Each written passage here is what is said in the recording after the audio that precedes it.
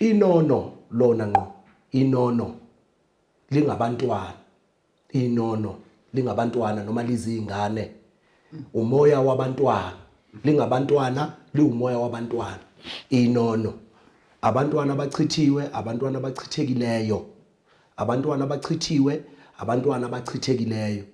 inono ngoba ngisho nokulungiswa kwalo ngeke ngezwe enye insizwe ikhuluma ngababelethisi thina kwelika moya sithi masibelethisa sifike sikugeze leli inono mawukuthi kunomntwana ochithekile noma umchithileyo bese sikunika impande yenono ebabayo ukuze ikwazi ukubelethisa isihlanza umoya ngaphakathi kuwe ngoba akekho umntwana ozalwa ngomzanyana womunye umzanyana ke yilokho okuphuma kuyisigubhu sithi esilwaneni umhlapho abanye bathi umhlapho wehashe umhlapho wenkomo kanjalo lokho kuphuma kuyinyama akekho umuntu ozalwa ngomzalo womunye njengoba thina singabantu noma singamaZulu sikholwa ukuthi awumthatha umuntu oselokuzanile osezele noma osemekeziwe siyakholwa lokho yini into eyenza ukuthi kube kanjalo usuke kubalekelwa zona lezo zinto lezo ukuthi umthole samhlophe esaphelele ukuze ayongena ekhaya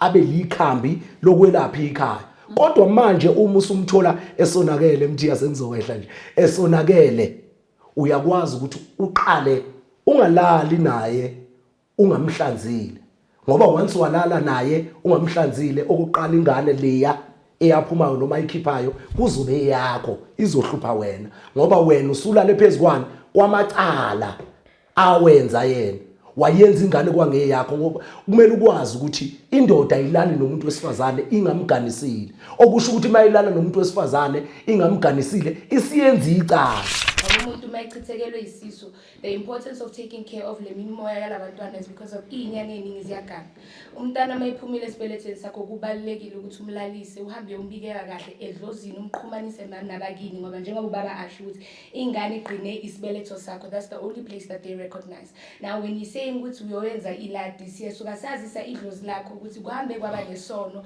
phezukwengane yakho noma kuhamba kwenzeka iphutha lokuthi isisu siphume njengoba manje lo mntana angasekho sicela ukuthi idlozi la kaNdlovu alihambe lo understand ukuthi sekukhona umphefumulo omncane in most cases we do suggest that you name the child because abangeke phela kuwo ukuthi akaphiwa igama kuba umphefumulo ukuthi uyabika kahle ukuthi wena bani namhlanje ngikuphi igama awukhona ukuphila emhlabeni ngoba mhlawumbe isiso sachitheka noma mina angikhonanga ke ukuthi ngisigcine ebese with that procedure you know that you also going to get cleansed internally ibongo leze ngishoyo zokuhaya umuntu zisuka kuyizika nezigameko owazenza kukhona into ethilo oyilungisayo bese bekuhaya belandela indlela owawenza ngayo uma ukuthi wawulwa nabantu ucashe emanzini ubehluluse emanzini bese bechapha ngaleyo inkulumo lezo ukutshengisa ukuthi wena uyisime sinjani laba ababekhula nawe ngoba awubizwa noma ubani ongakwazi nongazakhule nawe so manje masibuya ezibongweni izibongo uyibona zehlukana nje uthola ukuthi zisuka esendeni linye kodwa zehluka ngokwezika nezigameko ezenzeka kulowo mndeni angithi uyabona yazi umuntu obizwa uMashishi kwisibongo sakhe so lapho suka sekwenzakaleni ukuze bamuphile leso sibongo leso amashishi yini iqala kuyini pubic hair angisazi isilungu what is pubic hair in Zulu ilokho ngaphansi khehle izinza izinza how does that come about uyazi ukuthi ke nkosazana mina ngizokubiza kanje nkosazana uma kuthiwa ngizalwa umthondo mina okay ikhehla elingizalayo kwesithi umthondo wayenzani ngalomthondo lomuntu kusho ukuthi lo mthondo wawuhamba usika nje njengesikele siyabuya ke siza kuwo ke amashishi lawo owashoyo amashishi into efihlakele evalekile engaphansi angithi Ladies and gentlemen, welcome to another interesting episode of Munchies and Thoughts. Your host, Chef Pathanani Mbatha. Hello everyone, welcome to another interesting episode of Munchies and the Thoughts. My name is Pathanani, I am your chef. Not just the chef, but the chef of the nation. And darlings, I've got my people here. Oh my goodness, some they are wearing his pika today, some they are wearing a crop top. Guys, you know this song? Isipiti sento, darling, yes. Kwenza namhlanje phela ngiyaqala ukushutha nawe ungafaka umqhele. Okuyena ngashutha nawe ufake ungawufaka. Ay angicabanga ukuthi angikaze ngishuthe nawe ungawufaka. Kwenze njani namhlanje? Hayi sibuyele emakhehleni sibuyele endulo manje. Okay. Yebo. Amakhehla ayebeka kahle inwele zawo amanye ayengabazingeli uthola ukuthi inwele zawo zazima zithi zibe ngathi impithi noma ama dreads amancane yebo abazingeli labo bese kuba khona ke laba baba besuke beganiwe lamakhehla lana akha emakhaya iwona ke uthola ukuthi ayimbambatha lezi inwele lezi ngoba ayethola ukuthi akwazi ukuthi ahlelelwe izinto zawo ekhaya omakoti babo noma abafazi ngingathi omakoti umuntu olotsholiwe kuphela ongakagani so manje ke bebelungiselwa yonke into yabo ibihlala ilungile etholakala ekhaya so manje ke ibona bebe uthola ukuthi bebehlala behlanzekile not thina silungisela labo auntie mina my helper knows because mangovuka ekseni anginasikhathi ukuphumele ngani I just go to the shower izinto inkinga auntie bafike bathatha indawo kamama kumele ngabe uyena olungisa izinto ekhaya auntie ngoba abanye bagcina uthola ukuthi idalwa zabo seyifuna ukuthi auntie kube uyena umakoti ngoba wazi yonke into yendoda la endlini yonke into umakoti wala ekhaya aseyena umakoti uhlalela iTV uhlela embedeni uhlalela ifoni nazo zonke lezo zinto akasenzi izinto alethelwe zona ukuthi ezobheka ikhaya alilenze lifudumala alisekele abhekisisa izinto ezonakala ekhaya ukuze akwazi ukutshena indoda izinto eziqonde sekungu art iyo lento lena eba inkingi ukuthi uthole owesifazana osebenzayo uyindoda uma uthola owesifazana osebenzayo uyindoda uthola ukuthi amakhehla kini asiyakuncintsha izinto fuze ngaba kunika zona wondlela umfazi njengoba wamlanda kubo ondliwa uyise uyayibona manje kuba kuningi uthola ukuthi amadoda aseyadeleleka sebone ngathi alokhuzana agcine elwa kanti idalwa zakubo kwamakoti zahlanganiswa nezendoda ukuthi mazibe ezendoda ngoba indoda yakhipha amakhehla kubaya kubo umfazi azibe ezendoda ukuze ikwazi ukuthi zilekelela indoda ukondla lomndeni awukhandayo ngaleso sikhathi so manje abantu besifazane fuze ngaba basebenzi fuze abe kusebenza amadoda ingakho ke imizi isiyakhiwa besifazane njalo izindlu zakhiwa besifazane imizi yakhiwa amadoda wasenayo imizi namhlanje. Wow, thank you Basibuko. Wow. Anyway, please introduce yourself. Who are you? Where are you from? What's special about you? And you are more than welcome to leave your numbers if you want. Masibuko, they always asking me your numbers.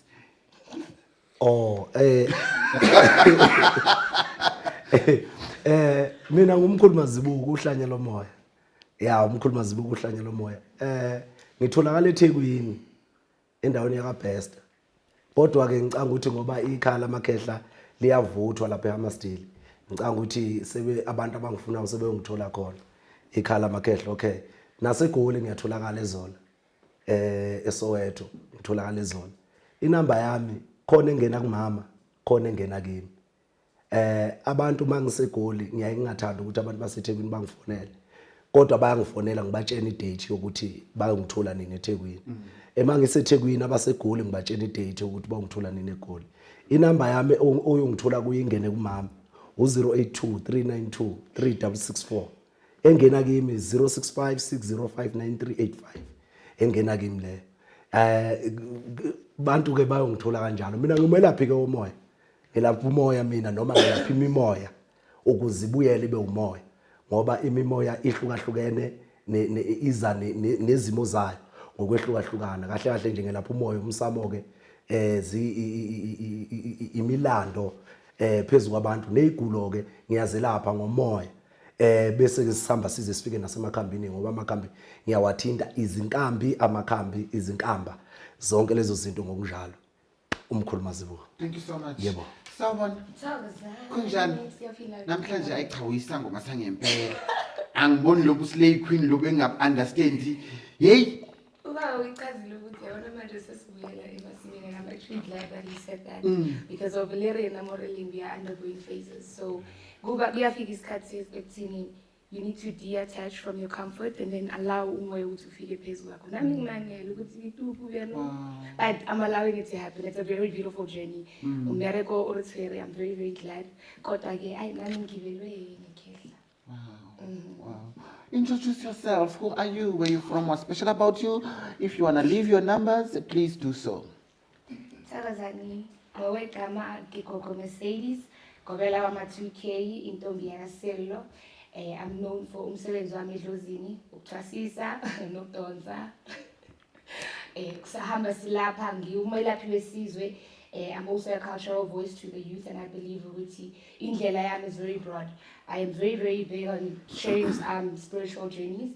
I am very big on helping people raising imimoya yabo ngendlela yokuthi bafike emathongeni akubo. Kuyayenzeka ukuthi wathola ama-product ekhaya. We have products that are already available for you. Uyathenga itswayi lokugeza uhlambulule ithunzi. Imithi ekhanyayo vele ke into esidume ngayo. Iy'nsebenzo nazo zikhona amabhava yangena every Thursday for 10 rand kuphela. Ebese-ke kuba khona nokuthi kuyahlolwa kuyiwa emanzini abantu bahambe bayophila. Ezokuthwasisa no bayaziwa bona abantu abathwasa bayilwa. Kodwa inamba kuba u-071-200-1415. Ngitholakala eJabavu, eSoweto, nase-KZN siyafika uma ukuthi sibiziwe. Kodwa uma ukuthi sizofika nakhona siyabika before ngifika ukuthi size ngani ngaleso sikhathi. Amen. Amen.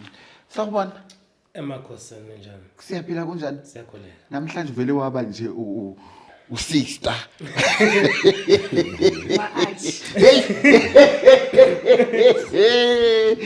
Hey, ayishe kwenze njani? Mara you know Mazibuko lento oqeda ukisho leyo mangibuza ngomqhele wayichaza noma esithi wayichaza. I think you are there as well. I don't know. Please talk to me. No, Pathanani, Chef Pathanani. Siku year 1.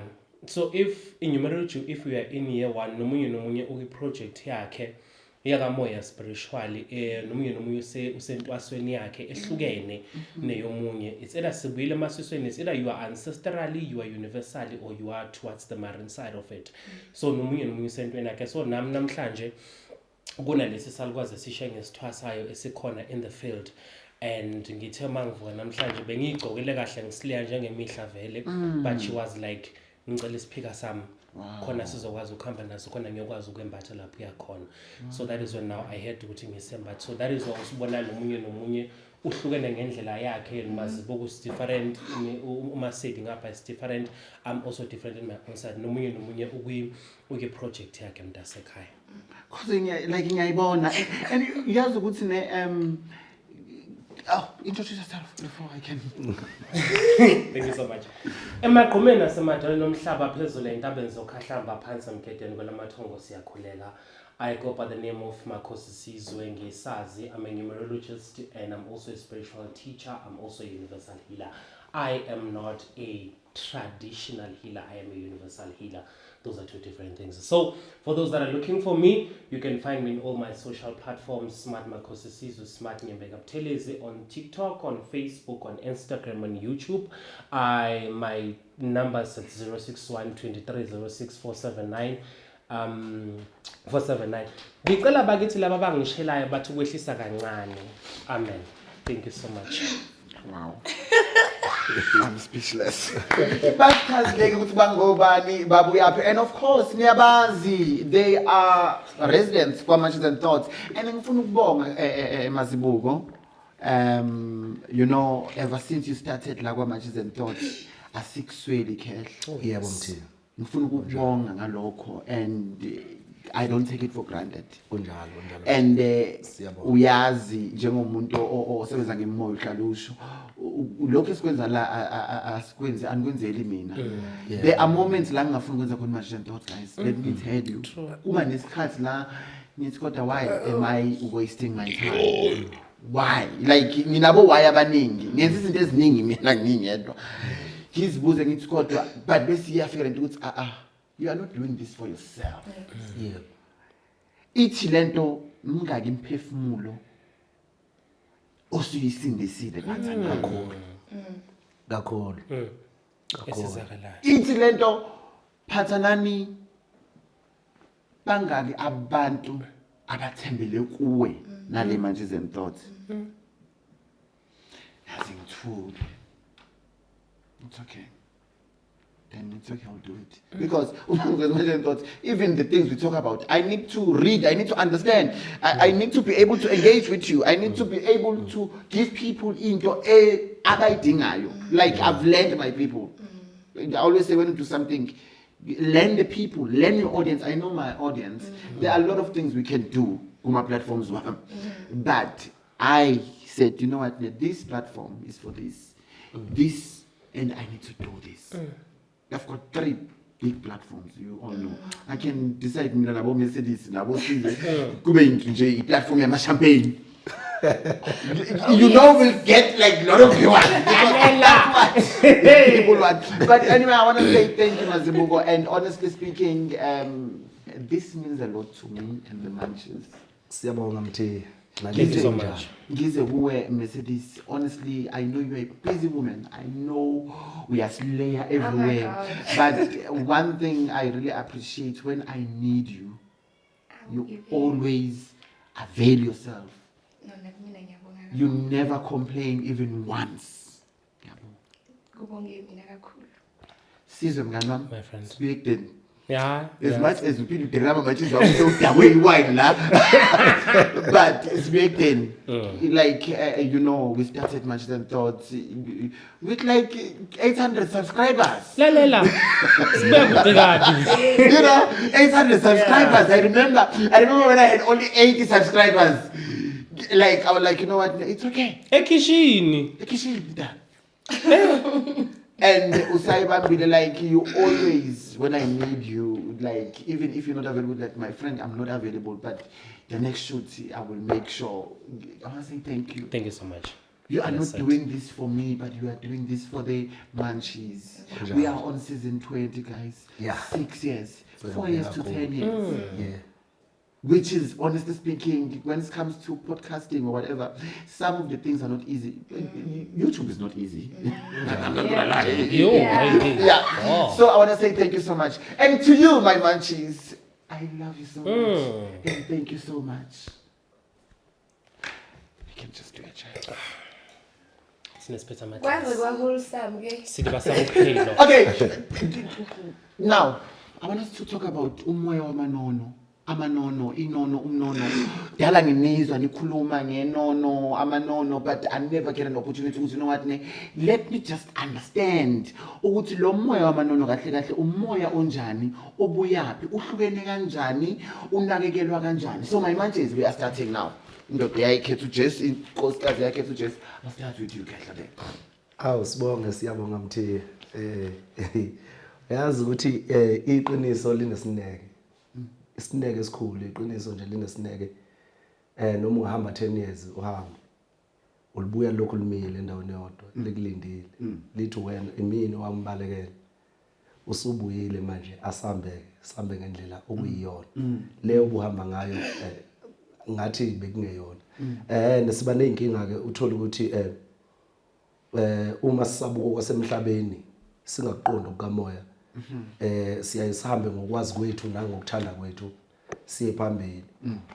Uma sesifike sishayeka phambili bese sibuye emumva sizothi ngilahambile uhambo lwami bantu abadala ngazikhethela zonke izinto ngoba ngisho ukuthola umuntu ozophila naye wakhe na umuzi uthola ukuthi uyayikhethela bese befika abantu abadala bethi hayi uhambile wazenzela thina sesizokunika wethu okungowethu ke lo ozohamba naye ngalendlela yethu. Noma ngabe niyaxabana noma ngabe kwenzakalani kodwa nihlala nimiswe yithonga ngoba nahlanganiswa yini yithonga. Siyabuya ke siza umoya wamanono. Sike saba nomoya wenono indiki nendawo. Esakhuluma kakhulu ngendawo. Sakuthinta kancane kwendiki kodwa ngiyacela ukuthi ngelinye ilanga sikwazi ukuthi silithinte nalindiki kakhulu ngoba abantu abaningi balinyazwa indiki ngokwezifo nazo zonke lezi zinto ngoba indiki liza nezifo ngoba lisebenza ngegazi liyinto yegazi nje okusho ukuthi izifo zegazi. That's what I wanted to do with you one-on-one indiki nomndiki. Okay. Yeah. Okay. So yeah. Okay. Bese sibuya lapha ke ekuthenini bayayibiza lemoya emibili indiki nendawo ukuthi itholakala laphi kuphi na kuphi kodwa ngingaze ngibeze bekhuluma ngendaba yomoya wenono noma amanono noma umnono angaze ngibeze bekhuluma bephinde bekuchaza ngendlela ukuthi kuqhamuka kuphi sikususele kuphi. Umulizwa ke nawo umthi igama lithi inono lithi amanono lithi umnono. Inono lona ngqo inono lingabantwana noma lizingane umoya wabantwana lingabantwana liumoya wabantwana inono abantwana abachithiwe abantwana abachithikileyo inono ngoba ngisho nokulungiswa kwalo ngike ngezwa enye insizwe ikhuluma ngababelethisi thina kwelikamoya sithi masibelethisa sifike sikugeze leli nono mawukuthi kunomntwana ochithekile noma umchithileyo bese sikunika impande yenono ebabayo uzikwazi ukubelethisa isihlanza umoya ngaphakathi kuwe ngoba akekho umntwana ozalwa ngomzanyana womunye umzanyana ke yilokho kuphuma kuyisigubhu sithi esilwaneni umhlapho abanye bathi umhlapho wehashe umhlapho wenkomo kanjalo lokho kuphuma kuyinyama akekho umuntu ozalwa ngomzali womunye noma ngomzanyana womunye umuntu so manje umntwana umchitha usuku umzanyana ungakafomeki ungakakheki umzanyana kodwa usala njengomoya ngaphakathi kuyenzeka abanye mabengena emanonweni amanono sebeqala uthola ukuthi wayeliwele wafica umoya ngaphakathi izinto ezinjalo ngiyeza kodwa ke kumanono ngisesenonweni bese uthola ukuthi lo mntwana olokhuzanile ochithiweyo noma ochithekileyo sekufanele ukuthi agezwe ngokamoya ngaphakathi esibelethweni ngoba liphumile igazi ebelizoba umzimba laphuma igazi ebelizoba umzimba kodwa umzali wakhe noma umzanyana wakhe usele ngaphakathi mawusala ngaphakathi bese kuhlala umunye umntwana esihlala phezulu komzali womunye eza lo wakhe ini umzali uthola ukuthi lo mntwana lo usenabazali ababili bese kuthiwa uzalwe nengubo embethe lo mntwana lo kanti ufica umzali womunye so manje zonke izinto zakhe mayisezelwe yena sezihamba ngakubili seziyaqhwageka seziye kunomuntu oyigwamandawo ngisho zithi ziyafika kuye afika yichithe lo muntu ngoba yena wachithwa noma wachitheka wanganawe umzali wakhe wasala ngaphakathi ingakho ke kubalekile ukuthi umntwana uma echithekile noma umchithile agezwe qala bese unikwa impande yenono ezokwazi ukuthi uyoyiphahla endlini njengegobongo uyoyiphahla endlini uyiphahle uchathe upeyita uchathe uphalaze ugeze ungaqhumi ngayo ugeze ibanda ngoba isuke ibulawo leyo mpande leyo mawusugezile uzovela umntwana bese umenzela ngokwamathonga ke manje usuwabikela ukuthi mathonga akithi kwenzeka isimo esinje ngisacela ukuhlambuluka ukuthi kwenzeka isimo esinje kodwa ke mawungazi uzobe usumbona lapho umntwana bese uyafika nakhona uyabika ngembuzi ke manje usuye emathongeni akini usuyobika ngembuzi ukuthi cha bobo kunesimo esihambe sangihlupha ngaze ngathola ukuthi ngachithekelwa umntwana noma umama wachithekelwa umntwana lo mntwana manje uhleli kimi udinga ukwenzelwa izinto so manje ngiyacela ukuthi lo mntwana athuleke kimi kodwa sambisane ngoba awukho umzimba angakhona ukuphila kuwo kufanele ukuthi siphile emzimbeni owodwa sobabili ngoba iphutha lenzeka ukuthi ngingaziswa noma ngingazi ukuthi noma kungahlanjululwa lokho ukuthi ngoba umuntu wesifazane umeteta noma umuntu wesifazane umeganiswa uyahlanjululwa kuba khona imbuzi yokumhlambulula umhlambulula zonke lezi intuli ade hambe izibuthe endleleni ukuthi angene ngaphakathi kwekhaya ehlambulukile ukuze kuhlanzeke nezingane mhlawumbe okwenzeka ayithola kodwa ke uthola ukuthi ke Mthiya abanye njengoba thina singabantu noma singamaZulu sikholwa ukuthi awumthatha umuntu oselokuzanile osezele noma osemekeziwe siyakholwa lokho yini into eyenza ukuthi kube kanjalo usuke kubalekelwa zona lezo zinto lezo ukuthi umthole esamhlophe esaphelele ukuze ayongena ekhaya abe likhambi lokwelapha ikhaya kodwa manje uma usumthola esonakele Mthiya sengizokwehla nje esonakele uyakwazi ukuthi uqale ungalali naye ungamhlanzile ngoba once walala naye ungamhlanzile okuqala ingane leya eyaphumayo noma ikhiphayo kuzobe yakho izohlupha wena ngoba wena usulale phezukwana kwamacala awenza yena wayenza ingane kwangeyakho ngoba kumele ukwazi ukuthi indoda ayilali nomuntu wesifazane ingamganisile okusho ukuthi mayilala nomuntu wesifazane ingamganisile isiyenza icala uma yenza icala kusho ukuthi amacala onke akhe abuya kuwe ingakho ubona lengane iyanixabanisa iyanihlukanisa yenza yonke into niyaxabana niyahlukana kwenzeka zonke izinto lezi ithatha imali yenza zonke lezi zinto lezi yinono lelo lisuke lifuna ukugezwa nokugcinelwa izinto ngendlela okuyiyona ubabone sabaleka ngoba wena uzofaka amadoda kini esibelethweni salo wesifazane usuyayihlanganisa ngoba uma nilala nisuke nihlanganisa imoya usuyayihlanganisa nayo okusho ukuthi wena usuzomlekelela lo wesifazane kuwo wonke amacala awenzile ukuthi mawahlanzeke ngiyabona Amanono. Okay. Umnono, inono. Bonke nje. Hlangene.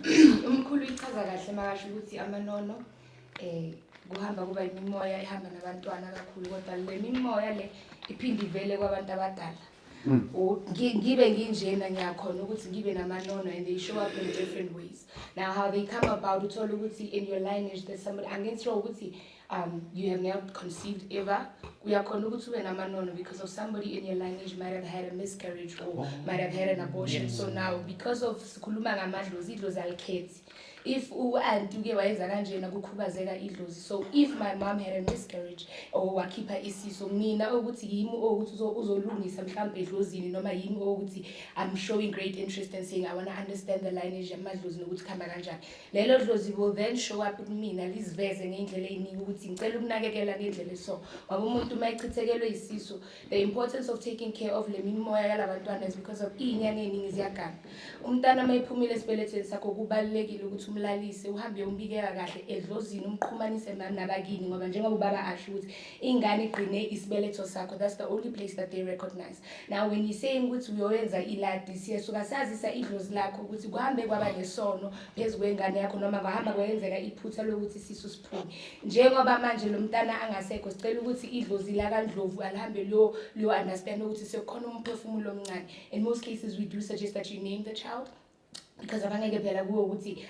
akaphiwa igama kuba umphefumulo ukuthi uyabika kahle ukuthi wena bani namhlanje ngikuphi igama awukhona ukuphila emhlabeni ngoba mhlawumbe isiso sachitheka noma mina angikhonanga ke ukuthi ngisigcine ebese with that procedure you know that you also going to get cleansed internally the process is done ukuthi umntana loyo nokubaleka kokunakekelwa kwakhe ukuthi you are not leaving them abandoned they should not feel left out because of idlozi elihluphayo in most cases makavela umuntu akhona ukufedana be childish ufuna ukwenza izinto ezimphambanisa ngathi umntana omncane ungezwa ngoba lelo dlozi manje selifuna ukumlamukhatela hore no sona utlo udla kanina kabaneni nake kinna ola umunyano elenguri ha unginaki phezulu wakho umuntu ukuthi uchithekele isisu asithi kena ngichithekele isisu bese thiwa amanono aphakeme lelo dlozi lakhona liphinde ukuthi lingivalele izinto ngoba phela ngililalisanga angilinakekelanga edlozini mangiqala ngithi ngiyaphahla ngishiye umphefumulo omncane ngimbekele esayidini nawo amadlozi ayasho ukuthi kanti mara wena ngoba uyalazi udaba nako umphefumulo sokhalela wena now phezulu esikhalo sakhe yini ozoyenza ukuthi siqhumane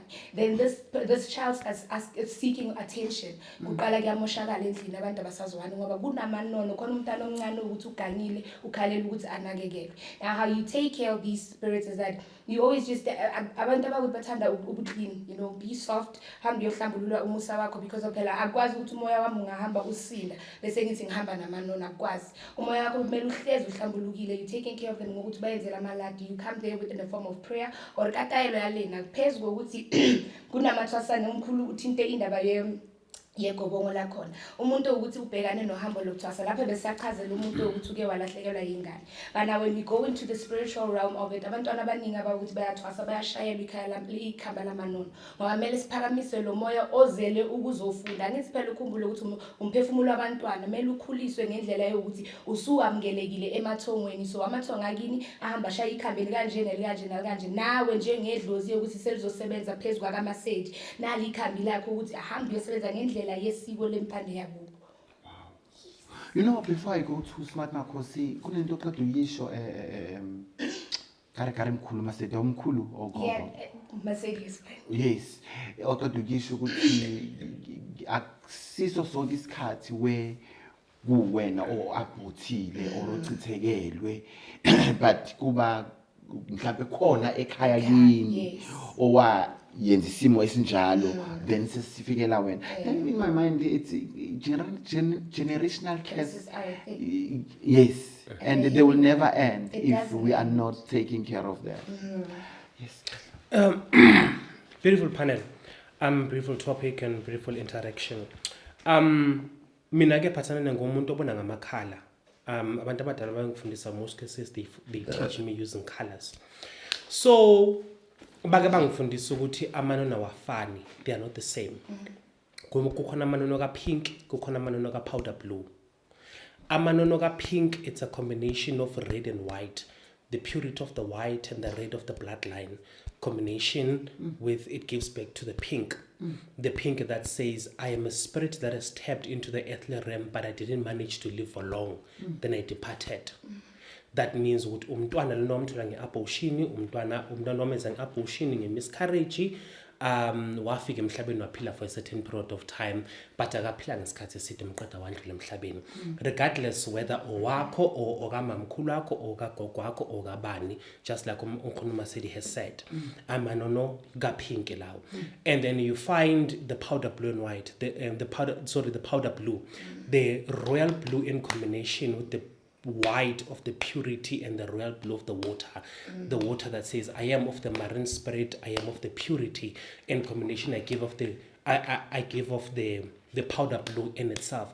These are type of amanono. These are spirits zabantwana that have never tapped into the earthly realm, but they are existing in the spiritual realm. Abagaze baze bangena esibelethweni sakabani, but bayaphila kweleka moya and they are in existence. Now, since behlukene bebabili kanjena in this way, abasebenzi ngokufana.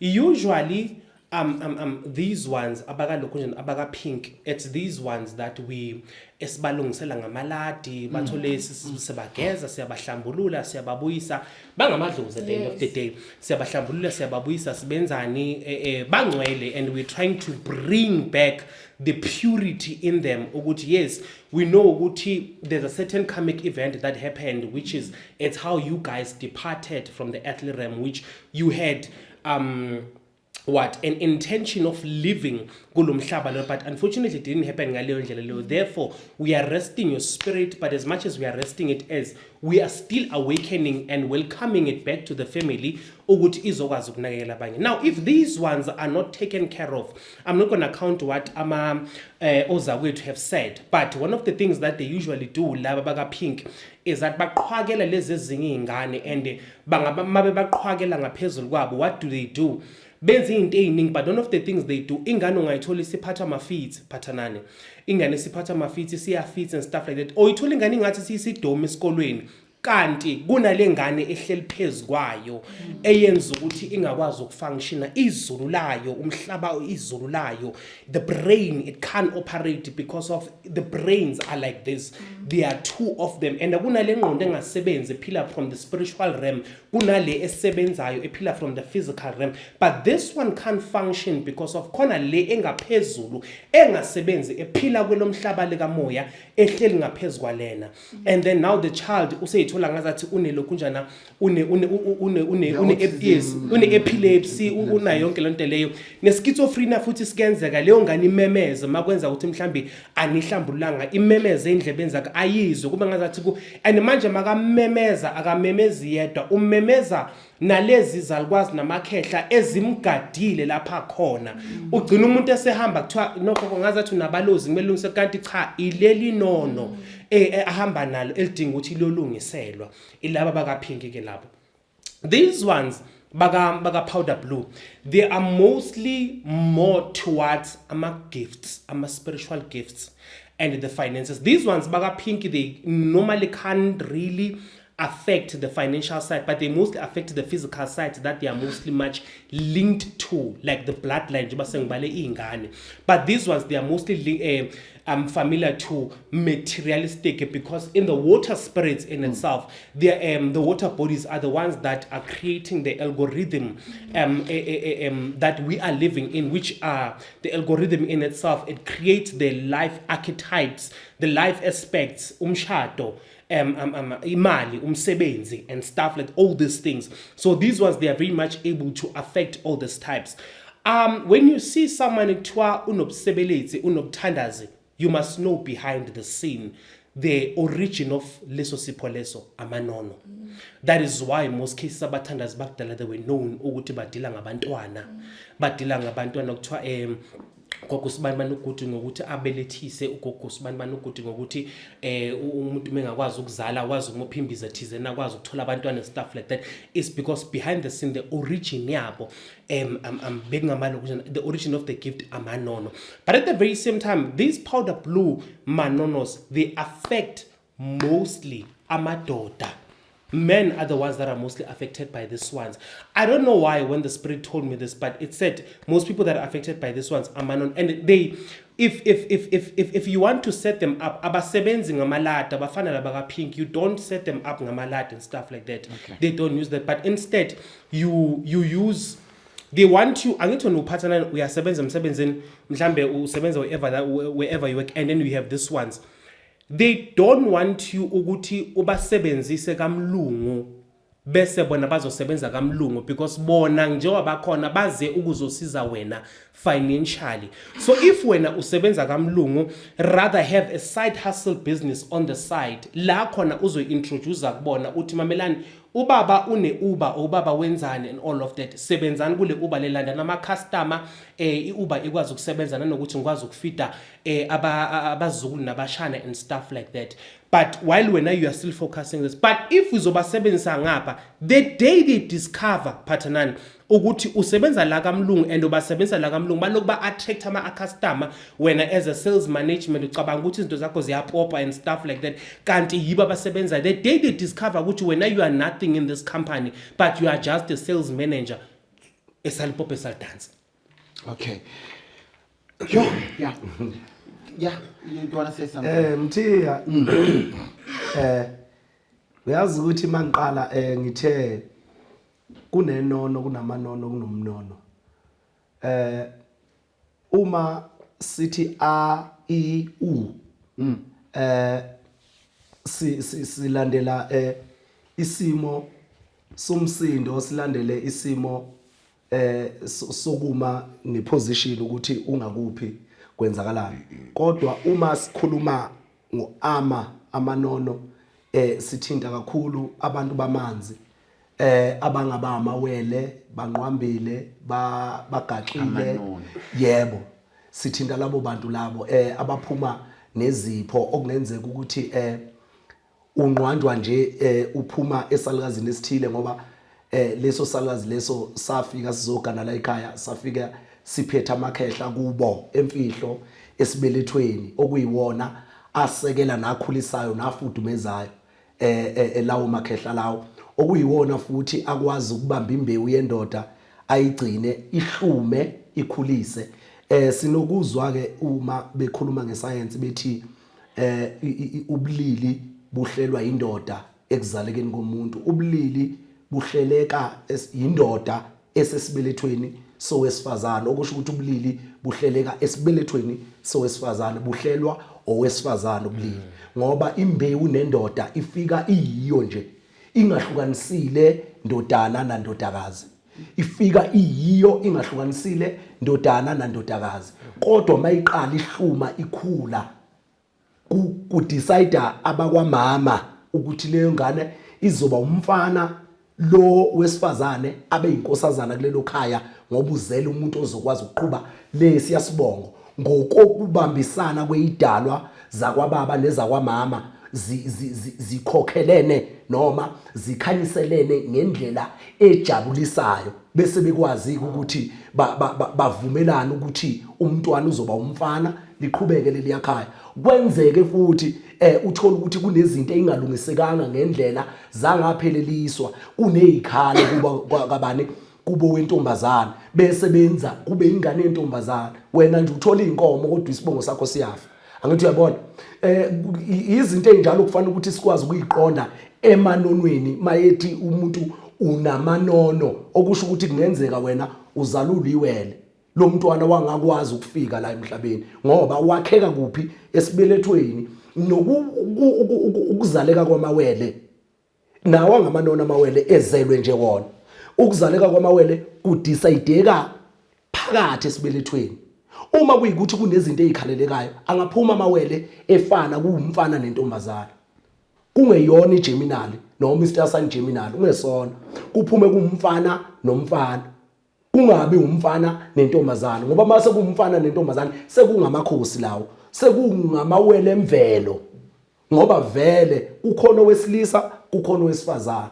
Kuyenzeka ukuthola ukuthi wena uthola umntwana ngaphakathi esibelethweni kanti nifika nibabili futhi nini. Kwenzeke futhi uthola ukuthi umama ufike walala nendoda yakhe, yafike yashiya imbewu, mayilala nendoda yakhe kanti umama kunezinto ezikhalelekayo ayithuke sephuma eselala nenye indoda, ifike ibeka amawele, afike lamawele ayiqhumise lengane, iqhume lengane usale wona, bese ke lengane iyaqhwageka. Noma lezi ingane uthola ukuthi elinye seliba nenkinga yokhanjelwa umqondo noma kuthiwa liwelwe ubuwele, kanti kwaba khona inkinga ngalesikhathi lo mama noma ngalesikhathi kuzalwa lezi ingane zizohlala esibelethweni, zafica kukhona inkinga. Okungenzeka ukuthi umama akayazi, okungenzeka ukuthi uyayazi umama, uthi mayihamba lengane uyibona ihlukene kathathu, kuthiwa wena uma uphahla ukhamba lakho engathi ungathola induku ezihamba ngantathu imayihlukana lapha phambili, ibhaxa lakho malibe nobuthathu, kanti wena ufica umuntu ngaphakathi. Uyabona, mawumfica ngaphakathi uzalo wakwenu wena, okungenzeka ke ugcina uzalwa naye, okungenzeka naye uma efika la ngaphakathi afike lona abulale lo, bese behamba bona bayokumela kwelamathonga, bese uphuma wedwa wena. Kodwa manje mabekubuka abantu ababona ngomoya bayabona uhlukene kathathu. Amanono lawo awamanzi adicide kuphi esibelethweni emanzini, banezipho kakhulu. Uqinisile ushenge eyiphiweni ukuthi amanono ngizozake ngihambe ngifike kumnono ke manje. Umnono ke uyena ngongqoshe noqhwakelayo phezulu kwakho konke. Ngimzwile ushenge mayikhuluma ethinta ubuchopho. Ubuchopho bunamafu ngoba ukubona nje buthe bungamafu phezulu. Umnono, uyalizwa igama lithi umnono lapho sekukhulunywa ngezilwane ezinobunono, ngoba ikhehle lidala elikwazile ukuphila la emhlabeni, lazenza into zalo, zenziwe inhlambuluko nezinhlanzo. Futhi lelo khehla lelo akusili ikhehla nje, alifiki kwelamathonga lelo khehla uma kuyikuthi lingaganiwe umfazi oyedwa, liganwe abafazi bebathathu, ngoba ukhalo lwendoda luwubuthathu, liganwe abafazi abathathu, libuya yiwo ke lamakhehla esikhuluma ngawo thina ambambathayo, ngoba lawo akwazi ukuthi abuyise umntwana ngawo, azale umntwana ambuyise, amzale ngawo, kubuye lowo mntwana lowo enze exactly njengoba leli khehle lalenza izinto. Leli khehle liyamembatha lo mntwana limbuyise kube yilo ngqo elibuyayo, kodwa libuya lilincane enempilo endala labo bantu labo yibo laba omuzwa ushenge ethi ena uyi-universal healer. Yibo ke labo bantu labo thola ukuthi bahamba nalelo khehla lelo into eziningi abahambelana nazo, bafuna into eqondile kwakhe umuzi kuganwane kukwazi ukuthi kuvuka isizukulwana ngoba lizozala izizukulwana lelo khehla lelo. Okay, Mamanches, you know we need to take a break. Bewusakhuluma khehla ukuthi bengithinta umnono ngoba ulizwi igama likhuluma angithi manje uyeza ukuthi iyabhonga ingwe nengwenyama iyabhonga zithi mayihluka ke lezi zingwe ngoba ngikhulume ngekhehla elidala elisuke lembethe. Lo muntu lowo angeke uma ethinta izinto noma ngabe uthinta izinto eziphathelene nebhizinisi liyaduma liba likhulu lithi njengezulu liyaduma liyaphakama lo muntu lo ngoba manje uma elilungisele kahle leliyakhehla elabuya lawo uye ngoba lazi konke ngokwezizukulwana ngokuzalwa kwalo njengoba kusuke kubuye lona labuya ngumntwana omncane. Lezi ngonyama ziwu3 kufike kube ile gold golden black ehlala entabeni noma etholakala ehlathini, kube khona le emnyama i-black leopard lena ephila ngobumnyama nje izingele ebusuku yonke into kuncane ukuthi ungayibona, bese kuzoba khona le esibiza ngejako namhlanje le ngene emanzini izingele esithi ingwe yamanzi. Ziwu3 lezi ngonyama, amanono lawo ngoba wabona nje amanono inono lasentabeni kuzoba yilena ke manje ibizwa ngejakwa okuyiyona oyithola emanzini. Angithi nasebhubesini kuba khona lamabhubesi amhlophe amelela amanono, yiwo amakhehla amadala lawo alapha phezulu okuyiwona abanikazi beyikhwama. Isikhwama ke asithi isikhwama ngoba abantu becabanga isikhwama lesi sobunyanga nani. Isikhwama nowolethu isikhwama nesikhwama seyimpahla isikhwama leso nazo zonke lezo zinto lezo, kodwa lo ukunika isikhwama sokwazi ukuthi uphile ngalento yena ekade ephila ngayo. Mayikuthi wayelapha uzolapha ngokwemimoya, azumoya azimpande azamanzi azumlilo loya muntu loya ngoba unikwe inono. Impande mayeyithinta uyakwazi ukukhuluma kuye impande, uma ethinta indwangu iyakhuluma, uma ethinta amanzi nje ayasindisa, uma ethinta noma yini ayithinta mayithinta umlilo uyakwazi ukulwa ngoba usuke phethe istasayini Sagittarius. Abakhandi beyikhali bakhanda amabhomu, bakhanda inhlamvu, bakhanda yonke into thina kithi kwaZulu babekhanda imkhonto neyizenze neyingedla namabhoqo namawisa zonke ngokuhluka kwazo izikhali esasilwa ngazo labo bantu. Ukwazi ukuthi lo muntu uyiphethe lo 4 elements uphethe wonke ngoba yena ulawula ephezulu ngoba wangaganwa kanye uneyizukulwana. Mayebuya ubuya vele isondlo sakhe phezulu kwalowo muntu lowo sisabalele ngoba imizi ayizalile yena miningi. Ingakho ke lo muntu lo uthola ukuthi uba nenkinga kodwa ke ekuzalekeni lo muntu lo kungenzeka ukuthi uzaleka elokuzaneni ezibongweni ezihamba namakhosi noma azalwe inkosi mhlambe kwaNdlwana mhlambe kuphi kodwa lo muntu lo uzozalwa akhulele kwenye indawo kodwa ongwakuloya muzi onobukhosi lo mntwana lo. Isikhathi esiningi kuba khona into eyenza ukuthi mayezaleka ibe yinto engathi ilichilonyana noma isichithonyana noma iwukona kuze kwazi ukuthi azazi yena ukuthi ubani ngoba usuke buyisa umuntu okuthiwa uqala isibongo. Ngingenza nje umzekelo uthola ukuthi isibongo sawamagwaza siphuma kwesakamhlongo mhlawumbe siphuma kwesakuphi.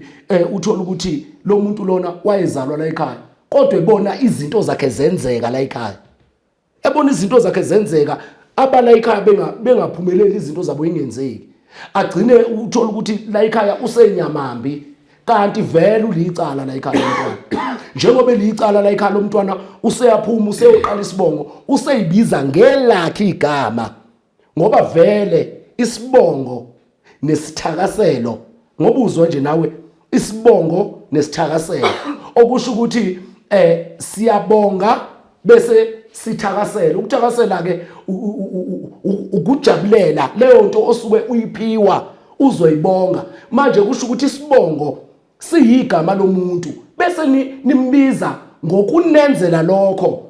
Nisho ukuthi umazibuka umanzi ezulu kanjalo seniyamthakasela seniyambongela ngezinto azenzile uma ekhanda leso sibongo. Okay, then I ask myself questions, but I will ask those questions because then we didn't have Ibongo, it was only names. Okay, Mawusuzothi siyeza wena, lapha. Isibongo uyayibongela, then you transport anyway. Yeah, Then not now. yes. Go, let me hear your thoughts. Amanono, umnono, inono, yes. I wanted to talk about into ukuthi ngiyayazi. Engayazi angizoyikhuluma. And one thing that I'll say ukuthi in the spiritual realm njengoba umkhulu esho ukuthi most yabantu uthola ukuthi bayaphakamelwa amanono umuntu ukuthi unesiphiwo. Now indlela ukuthi leso siphiwo usikhulisa ngayo kuba indayelo nakhona uvedeni uvuke uthi ngoba phela mina nginomphefumulo labantwana abancane so ngizoyenza ngendlela yami. Uchazile ukuthi khona abo pink khona aba ukuthi bahamba ngeziphila eziblue. Now identifying which one you are working with is very important because of uzothola ukuthi wena uzothi ngiphakamisa into zami ngesiphila esipink kanti wena ubizelwe ukuthi asihambe soyidonsa ngoblue. Ebese ephezulu ukuthi wenzane nezinto zakho ubona kungahambi kahle, then you gonna say that amanono noma umnono njengoba umkhulu ngiyayizwa i-definition yama akahlukena ngo, but I just want to address that's just the question on the table ukuthi le mimoya yabantwana kahle how do they play a role in our lives? Now, as a spiritual person, when these people come around, bahamba nabo khokho bethu babogogo kakhulukazi bazohlangana nethuna bazokutshela ukuthi ugogo wakho njengoba achazile ukuthi kuba nogogo osebenza ngeingane ayipheleli lapha. Ngithi phela ukhumbule ukuthi phakathi kwesithuna insebenzo yakho ihamba iba vast. Yes, you can have a specialty, mara tshebeletso le taelo ya how it comes in many forms. Now, when you understand hore nna ke laelwa hore tsia kerese e pink o tlhakansele white o apare tuku e white o apare se sephira sa hao, you already know the power elung right phakamisa. Now uphakamisa loyo moya loyo akuyi ngentando yakagobela noma kuya ngokuthi mina ngifuna ukuthi wenzeni. Iyaziphakamela le mimoya kusuwena okhethayo futhi awuzoyitshela nokuthi iphakama kanjani. Kuba iyona mase iziveza ukuthi wena njengoba seyizivezile how do you nurture it. Kufana nokuthi ukhulisa umntwana ingakho sithi bahamba nezithunywa zethu. Ugogo uyohlezi emzwela lo mphefumulo omncane ngoba uyena ugogo ukuthi nawe ukhulise abanye bakini. So now the generational upbringing yamoya it's one thing that is passed down to another, and the healing power goes through that. If uzosebenza ngengane kushuthi lo muntu ohleli phezu kwakho uyayi-understand lento ayilande ikhona noma kuphakamela umoya kanjani. But in actual fact kamahara hamsebenzi wamanono, I'd say ukuthi these spirits always just hang on to an upper spirit. Lingakho ngisho ukuthi kubalekile ukuthi understand ukuthi kukanjani ngoba kukancane ukuthi lo mphefumulo uwazi ukuthi unavigate kanjani impilo. They always just crying ukuthi sifuna idlozi elidala. Ingakho ngiqale ngasho ukuthi makabe kunomphefumulo omncane ukuthi usowasuka emhlabeni akube ukuthi uyazisiwa edlozini ukuthi kunomntana okanje nakanje kwayenzakala so. Now whenever say ukuthi when you are advancing in your journey, you now know that these are the spirits that I need to nurture, and ugogo uyena umuntu ukuthi uzosebenzisana kanye naye njengoba sibazisiwe ngokwesiko. Beautiful. I've got a question, but I'll come back. Yes. You can ask it. No, I'll come back. Okay. Njengoba sengishilo naphathanane ukuthi abafani lawa aka pink amanono anomkhuba ukuthi ayenze ukuthi affect via family wise because of their glued to the bloodline since they've tapped into the earthly realm via the womb or ukuthi baphilile phezu komhlaba and stuff like that. They can affect you via family wise and stuff like that. You can be seen as umthakathi because of lawo manono lawo. Abantwana have a certain ability, and abantu abangafuni ukuyinaka ukuthi they have. Yes, abantwana they can convince abantu abadala ukuthi mamelani asiyeni ngale side leli. But abantu abadala lani expect ukuthi abantu abadala yiba bazohola abantwana kube bona bathi mamelani aseni kule side leli kunokhanya and all of that. For instance, wena no Mercedes, you guys are siblings like this, and then uMarcellus lapha ahlala khona kusekhayeni elikhulu lasekhaya and all of that and umsamo wasekhaya indlu kagogo ilapha and everything like that. And then wena uyahamba uya kumakhosisizo mawufika kumakhosisizo athi no man kumele ulungise umsamo wasekhaya abogogo nje basibakubonisile ukuthi kumele wakhe eqhugwana labo and stuff like that ubenzele indlu yabo and wara bese uyayenza lento leyo uyilungise and all of that. Instead of ukuthi kungene abogogo qala kungena amanono qala amanono mawangena angena ngokukhanya ezoyenzani azokhanyisa ngaphezulu kwalendlu le uma kodwa ukhanyisa ngaphezulu kwandleleni bavele bathuthe laba balaphana ku Mercedes beze ngapha and wena ngapha wenzani uyahlaba uyalungisa uyahlambulula wenzani wenza yonke into yazama ukulungisa umsamo and stuff like that. Laba bangale bakho Mercedes abokhazini wakho nabantu bani bayahamba bayohlola kumkhulu specha kumazibuko makafika athi mazibuko mamela umsamo uthwetshuliwe washa kwacima and umsamo uthwetshulo uphathanani washa kwacima and stuff like that. Kanti nomsamo azange uzothwebule abantu abadala bavele nje basuka because of uMercedes akabanakekela abantu abadala but when you do take care of abantu abadala basukule beza ngapha who influence all of that. It's the purity, the divinity, energy that amanono they carry. They brought them to the side because when now you have them. And then these ones abaga powder blue njobe sengishilo ukuthi abadli into efanayo and since bangabantwana basemanzini and all of that mawufika emanzini you do not honor them in the same way. Khona abadla impuphu you just give them impuphu lahlela impuphu and all of that bayajabula bayakuvulela uthi uyahamba uyodlala emadayisini uthi uyadlala emadayisini uwine emadayisini uthi uyadlala iBetway uwine iBetway khona obathu khona abadla inyama yenkukhu specially khona abadla inyama ehlaza lokunjana yenkomo and all of that. They differ according to how they differ according. Okay, then this question just comes now. Okay. Just comes now.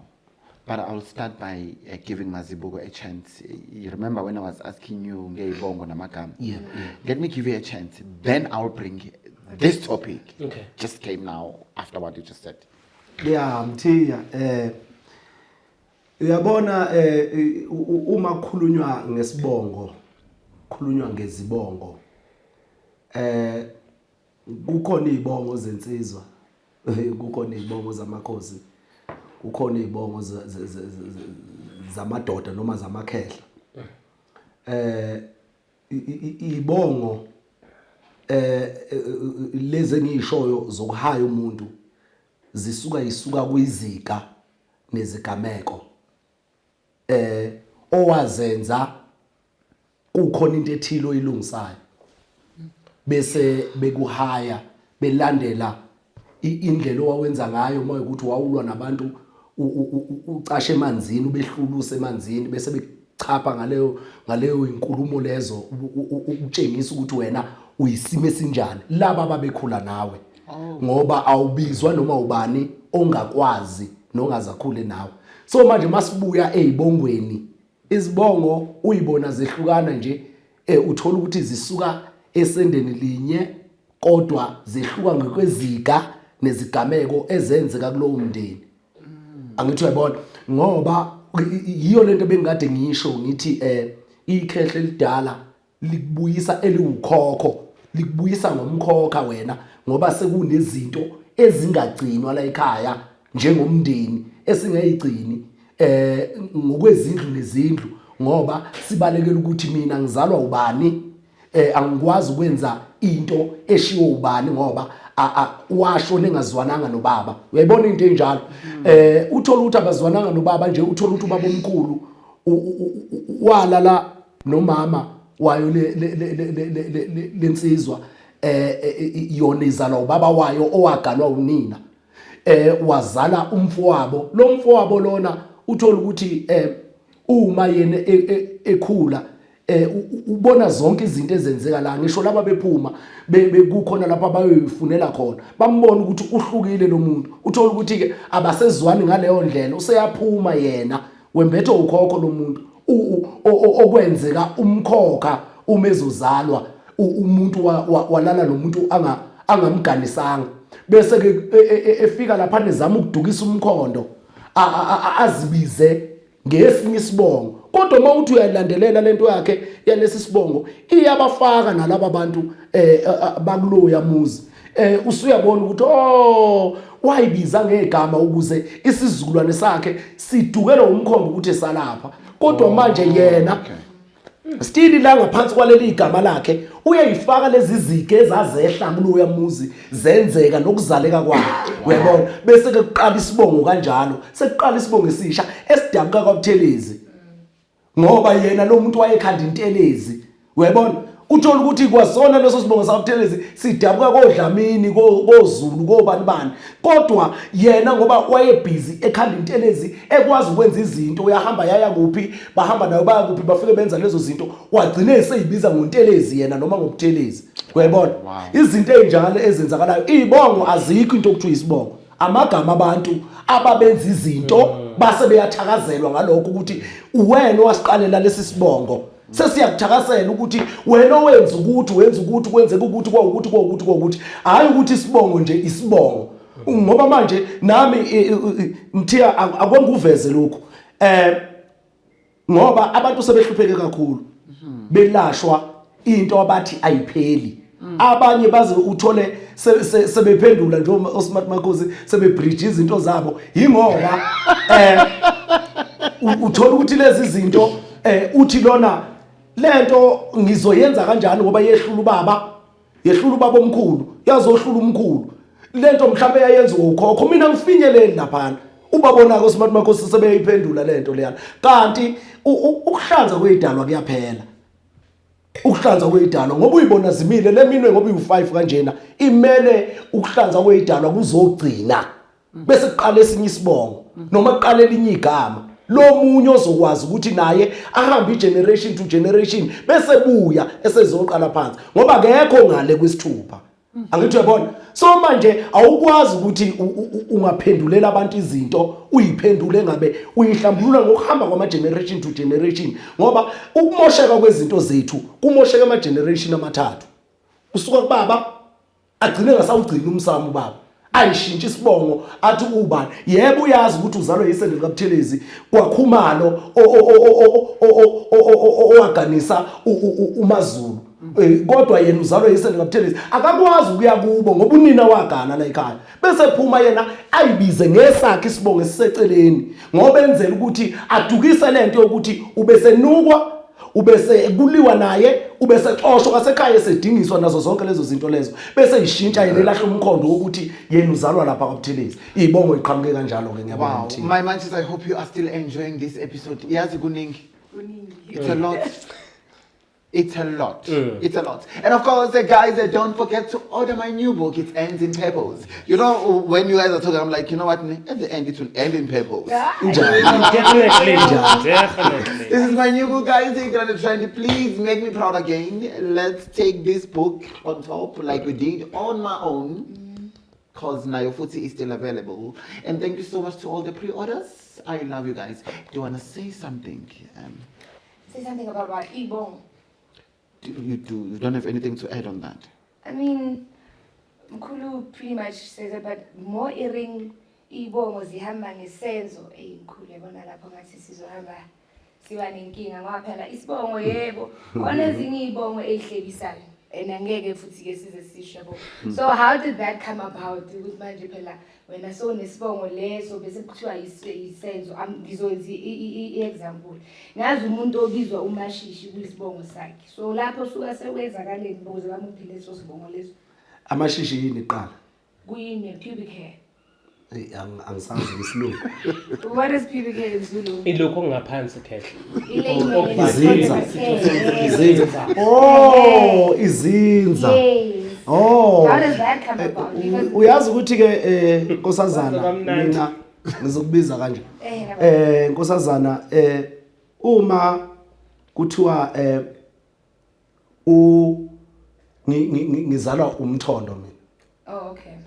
Ikhehla elingizalayo kwesithi umthondo wayenzani ngalomthondo lomuntu kusho ukuthi lo mthondo wawuhamba usika nje njengesikele siyabuya ke siza kuwo ke amashishi lawo owashoya amashishi into efihlakele evalekile engaphansi angithi okusho ukuthi kwaphenyeka kwavela yona ukuze kukwazi ukuthi aqanjwe ngomashishi lo yamuntu ngoba babezomqamba bethi umashishi lo yanengabonakala amashishi kanjani ngoba amashishi avalelekile mhlawumbe asithi kanjena mhlawumbe it's not direct translation isibongo usuka ungasiyona phezulu ukuthi vele into beyenziwa kulamuntu awuyibhekeke gogo awuyibhekeke uyabona nje mayefika lapha esikhotheni wayeganile lo gogo lo mayeganile lo gogo bavele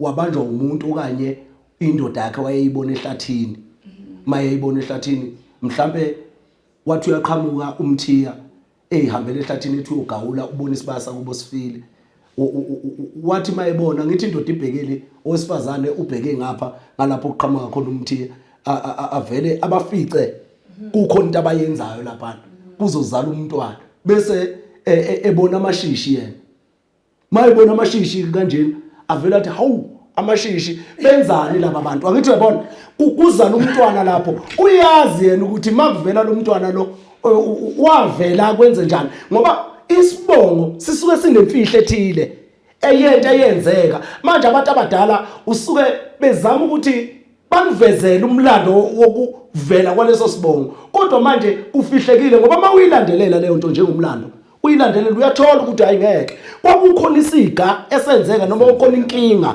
eyayenzeka lapho base bemetha lo muntu ngaleyo nto leyo angithi uyabona ingakho ngithe mina izibongo zezinsizwa ziqhamuka ngezika uthola ukuthi insizwe ibuthiwe nazo zonke lezi zinto nokulwa indlela yokulwa nazo zonke lezo zinto lezo ngoba uthola ukuthi nasetshanini uthola ukuthi khona isibongo sakatshani noma esakanhlabathi izinto ezinjalo uthola ukuthi lo muntu watholakala etshanini watholakala kulelo etshanini engatholakala ekhaya ngoba abantu abalali nomaphi balala ekhaya uma bezwana noma beganisene manje lona otholakala etshanini sebembiza ngotshani bafuna ukuthi azi ukuthi yena wavela kanjani manje kuyizika ke lezo ingakho izibongo iqhamuka ngezika bese kuba khona izithakazelo sezisho ukuthi walala kwenze kanjani imlenze yayiphezulu noma yayiphansi imlenze owesilisa eveza izinqa kanjalo bayamthakasela lo muntu ngamashishi akhe lana avelana yebo kunjalo ngiyayizwa yebo kunjalo Norman umazibo kuyibeka kahle and nomakhosi ngapha ukhulumalisela ibeka kahle ngangokuthi ezinye zezibongo zizinhlamba but angesize siyibeke njengeinhlamba enye izibongo siyichaza ngelenye lamana ngesibongo sakaDlamini ukuthi si represent amawele isibongo soDlamini savela ngama-Gemini twins but I'll explain that one day.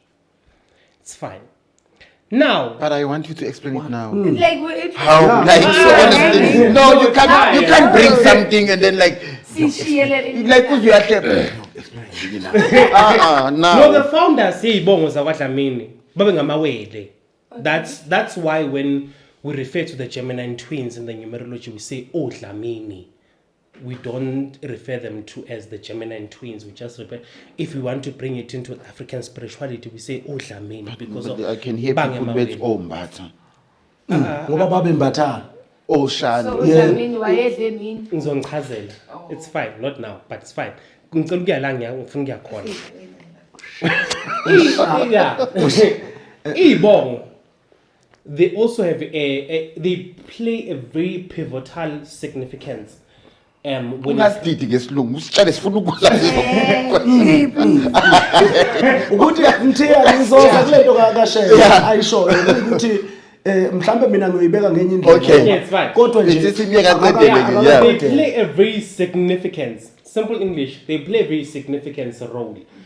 Makuza emaphupheni. Ithakazelo nani nezibongo. Right? The dream world, it is constructed. Mazibongo mamele. yes It is constructed according to ibongo nethakazelo. You get me? If sizothi mazibuko wena owagebela ingwe wawela umfula kwasha wacima kwasalamalahle. if izukulu sakwamazibuko siphupha umyalezo uvela kamazibuko lo myalezo loyo uzovela nesimo sani sengwenya evela kuphi evela kwamazibuko you get me and then that's when now thina umakhosi sesiphiwa ukuhlakani that's when now we get to structure it siqhaqhe and be like no man wena lelo kunjana lo myalezo lo obuvela esibongweni esivela kumkhulu ozala uma wakho no umkhulu ozala ubaba wakho bathi ukuthi nokuthi but ngendlela leliphupho leli structure ngakhona li structure according to ithakazelo zakini so that and bakwenza lokho ngamabomu so that it can be simple for izulu sakamazibuko to understand to identify ukuthi lo myalezo uvela from this one from this surname. I'm done. Thank you so much ngiyabonga. Uze kahle. Hey madoda. Akwasibuye size la Mthiya endabeni kaShenge. Indaba kaShenge uShenge ngibona ngathi kukhona lapha ngayithuli kahle khona. Ngiyabona nje siyazetha ugogo uthe ubani? Imalisethi. Oh ngizwa ethi ugo Una Mercedes. Ugobelo wama 2K. Angithi uyabona siyazetha abanye bayibize. Do you think uzethile? Okay. And it's a safe space. Like you talk to me. Okay, what's your thoughts? This is my thoughts. What's your thoughts? Did he name herself? Be honest. What's your thoughts? Kungenzeka uzethile. Okay. Yeah, kungenzeka uzethile ebuka mhlawumbe isimo.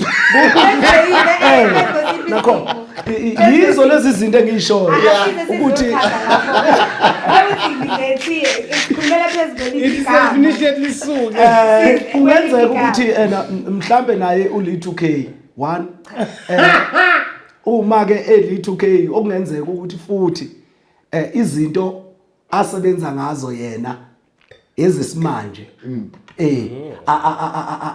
akabambanga izinto zasendulo nezinto zemfihlo kamoya yokwelapha nazo zonke lezi zinto ezamanje kusho ukuthi bangathi bahambe ngendlela efanayo noSmart Makhesi ezintweni abazenzayo yabo so kungenzeka ukuthi uyibize kanjalo ebukisisa isimo ukuthi esimeni samanje ngingakwazi ukuthi ngibe nento yokukwazi ukudonsa laba abasebancane ukuze ngikwazi ukuthi iqine lento yami ikwazi ukuqhubeka ilokhu manje asifuni ukuthi silalele ngenye indlela sifuna ukuyikhuluma nje into ngendlela okuyiyona so manje ke kukanjalo Mthiya akwesibuyeleke lapha na ngeke ngiyekele Sozomyeke. Never. Futhi le ndaba ifudumele ngoba sikhuluma phakathi kwezibongo nokuzipha amagama using it as identification for whatever reasons. Ukuthi ngithi ugogo Mercedes akusilona igama ledlozi. Gogo Mercedes is not Edlozi name, that's a brand. Okay. Right? And then Edlozi likhona lami igama ukuthi angithanda ukubizwa ngalo. Uyangidonsa ngalo. So that's also a protection barrier where it says I know how people put. You see how you're coming at me? Imagine if you were to say that ube ukhomba elami idlozi ngalithwasa. Truth manje kuyovuka ulaka olunyabona. So we are protecting the spiritual space by saying it's okay, we can talk about Gogo Mercedes, but you cannot enter my space because if Gogo Mercedes is a brand, yebo kuba ukuthi brand, I understand my brand. Ukuthi ihambelana nama 2K, yes, everybody is accommodated, but I resonate a lot with the youth. That's why I am a cultural voice. So now I want to ukuzithaga lapho. Yebo ngithage based on the things that I do or things that I'm known for. But eyibongweni angithi njengoba nawe usho ukuthi ibongo Yebo Gabby, I think it's a character based thing ukuthi kini noma esibayeni sakini kwakhamba kuba khona nesikhalo esikhulu yabo hayi ukuthi bekuthi bayakhala njalo no kuhamba kubonakala into eningi sivela ngosizi kuhamba kubonakala ukuthi nikhala ngempumelelo nikhala ngani so ke ko hustle lo ba ngonaleselo sesihulu modim habadim. It cannot be physical cry, the tears that you see, but it can also be ukuthi whenever we are about to succeed kuhamba kuba khona nosizi, we go into a phase yokuthi kuyaqala not literally, but it's because of that is the identification that he's talking about. Identify because of those are the symbols that you carry. Not that those are the things that you literally do all the time for you to fall under the Kenya Hasil.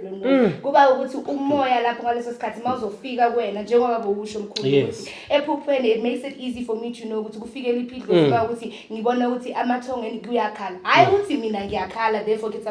but because of I see kufike lo gogo lo ukuthi unosizi setikisiba hore it has to do le batho ba go hustle. Definitely. Okay gogo noma nkosazana masibuka le lokhuzana kuyikuthi angazi yini ngikhethe ugobela wama 2K kodwa kukhona ugogo Mercedes or Mercedes manje angazi kodwa ukuthi kungani ngikhethe lona kodwa akwesibambe nje lapho bese sibuyela kumthiya sithinte indaba yelokhuzana yo ama guest guys ngiyabona sithinte indaba yeyibongo ngalendlela ushene ebezama ukuyichaza ngayo noma ichaze ngayo njengokuthi ngibuke isimo sokuthi yonke into engiyithintayo kunemvula bese ngiyibiza ngozana emvula. Yonke into engiyithintayo kunemvula bese ngiyibiza ngozana emvula. Njengesibongo sakaZulu, isibongo sakaZulu akusiba basezulwini kodwa babebuka amandla nenhlakanipho eyinzulu. Nenhlakanipho eyinzulu uma bakha inkezo, bakha inkamba, bakha ukhezo, bakha izibaya, bakha izindlu, bonke abakubukayo babuka izulu. Nestructure sokuma komkhathi nesibhakabhaka ukuthi simi kanjani okusho ukuthi babenzulu labo bantu ngokomqondo ngokwenhlakanipho wafika nento ehambelana nemvelo waseyibiza ngozulu ngoba uzothola ukuthi uzalwa uMageba uzalwa uDlamini uzalwa ubanibani kodwa yena wafika wafika nententsha eyibukela ezulwini bese zetha athi mina nginguzulu ngoba mina yonke into engiyakhayo inzulu ijulile idinga ukuthi ucabange ubuka imvelo bese uyayenza so manje wayifika nezinto einzulu waseba uZulu hayi ngoba kuuZulu nje uZulu kodwa uZulu ngoba ubuka isimo sezinto azenza ukuthi zibambe izulu ingakho eyibiza ngoZulu so manje lonke igama kungathiwa unkanyezi mhlambe unina wayethi mayihamba mhlambe ephethwe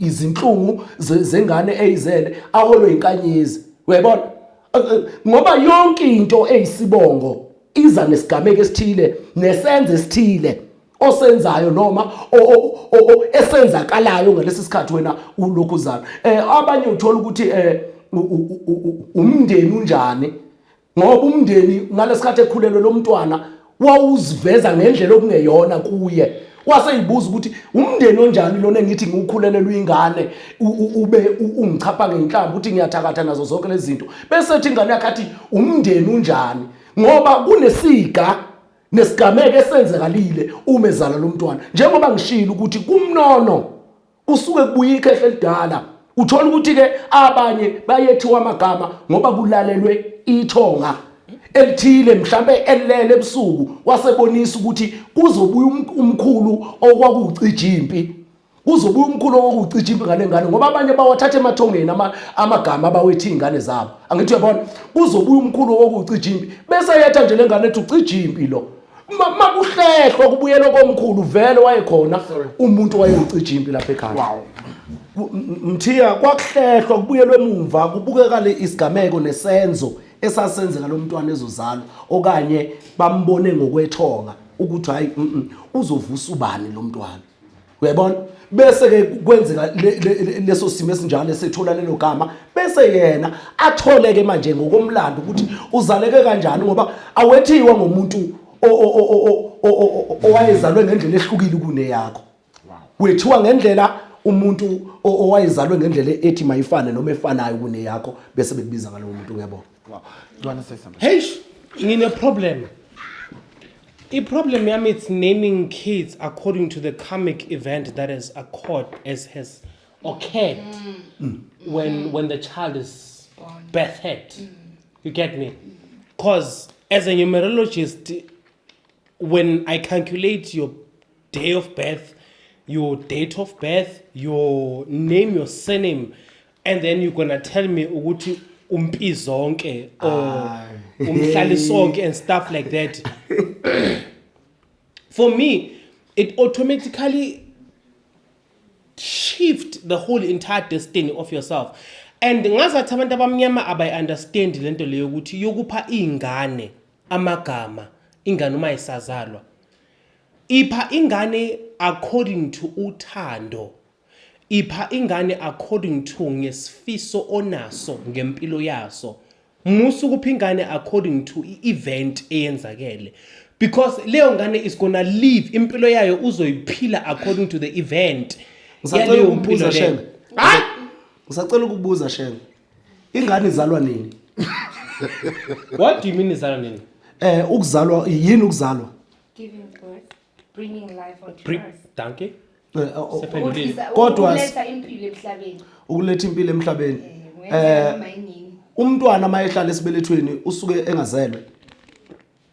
No, usuke sa usesangafiki. Usuke emhlabeni ukhona. Okay, emhlabeni okay. You are there. Remember, for you to have spiritual impact, it means Kusho ukuthi umntwana mayehlala esibelethweni usuke ngaphili uzophila ngoba esevela elangeni. Cha, uyaphila umntwana phakathi kwesibeletho. Okay. Ukusho ukuthi usezelwe lo muntu usekhona. Phelileke ukuzala ukuhlala komntwana esibelethweni. Siyavumelana. Shayileke qhubeka mthi wena Shenge. Qhubeka Shenge. Wena uthini ngokuzala komntwana?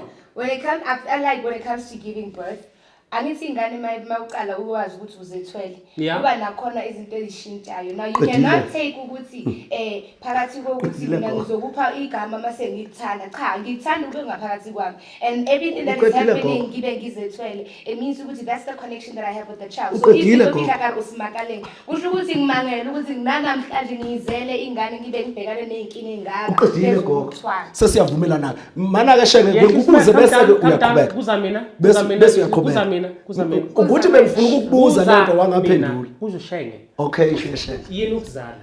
Ukuzala Don't run away umtshali from your microphone. Yeah, I'm still here. ukuzala ukubeka imbewu Correct. Uyibeka kuphi? esibelethweni Kahle mamela. noma emhlabathini. Okay. Yep. So if imbewu sibekiwe phezulu kwesibeletho kusho ukuthi sizele. Isizelwe. All right. And noma ngisho sibekiwe phezulu komhlaba isizelo. Isizelwe mayibekwa phezulu komhlabathi inoma ingene emhlabathini. Okay. Isizelwe. It's fine. Okay. Wena Shenge. Nikezani nina kulezi ingane uma kuyikuthi iphuphumile kanti manje ukuthi kufanele ukuthi ukuzala ukuphuma kwengane esibelethweni. Nikezani nina. Ukuthi mesiqala sithi umntana uphumile. Angeke phela sithi Uqedile. umuntu ofikile. Oyibo. Lo muntu khona. Ozelwe. Okay, I want this one to answer these questions because they've been posing questions Here's and the then thing. you've been answering for him. Yeah. Here's the thing. Umoya ufikile ngaphezulu komhlaba. Right? Uthephile but uthephe kumuphi umhlaba? Uthephe kulomhlaba ongu Mercedes. Awuthephanga kulomhlaba lo mina nawe esunyathelayo. Okay. So njengoba lo mhlaba lo moya lo uthephe kulomhlaba lo. Right? Uhleli kuona. Sharp asithathe, let's take it uzelwe and a fusion has happened and a fusion has happened in itself. Isihleli la ngaphakathi. It's fine, it's okay. Umoya usukhona ngaphakathi.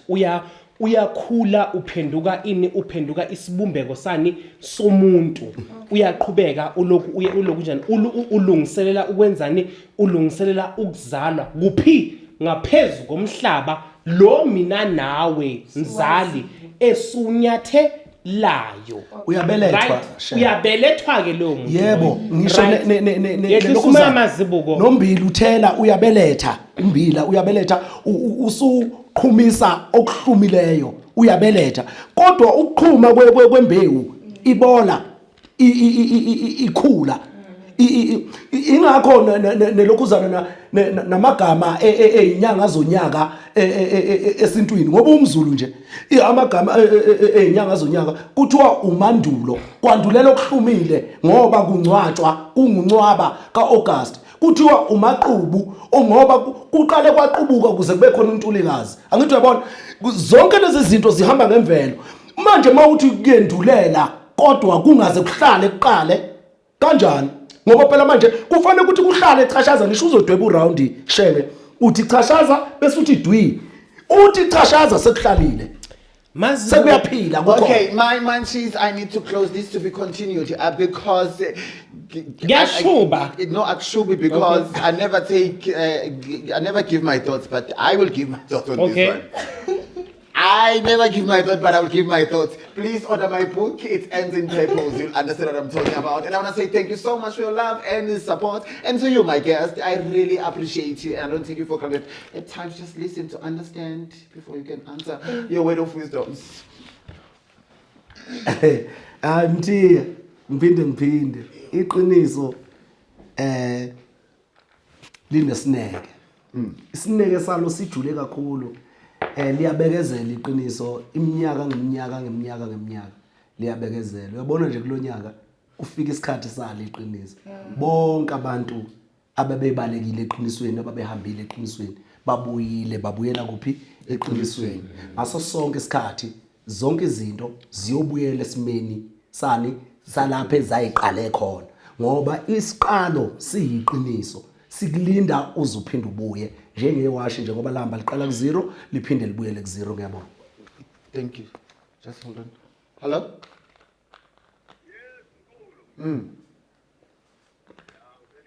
Sharp. I'm on set. Sharp. Okay. Yes, apologies, my beautiful guest. No, it's okay. My words of wisdom, I don't normally share a lot, but all I'm going to say is that and I keep saying it. I think I say that all the time when I'm here. Phakathi kwento yomoya asiqedi ukukhula kodwa kubalekile ukuthi ukhule ngendlela right. Ungakhuli ngokugagamela noma ukhule ngoba kuthiwe khula ngendlela ekumele ukhule ngayo and allow yourself to step into new environments and see ukuthi bayobeka phi abantu bakini. Phezulu kokuthi sibe abantwana abancane abawusibhekane nosimo somoya sibe sibaningi bekezela kuyayenzeka kuyisikhathi sokuthi sigucuke. We are the voice actually kamahara moya, so make sure that your voice is used correctly. Do not even be misled by that. Ground yourself and understand the inner voice so that you are able to take out a voice that is going to be productive. That was beautiful. I know I've that grown. was really beautiful. I've Thank grown. you. Oh my God, Mom.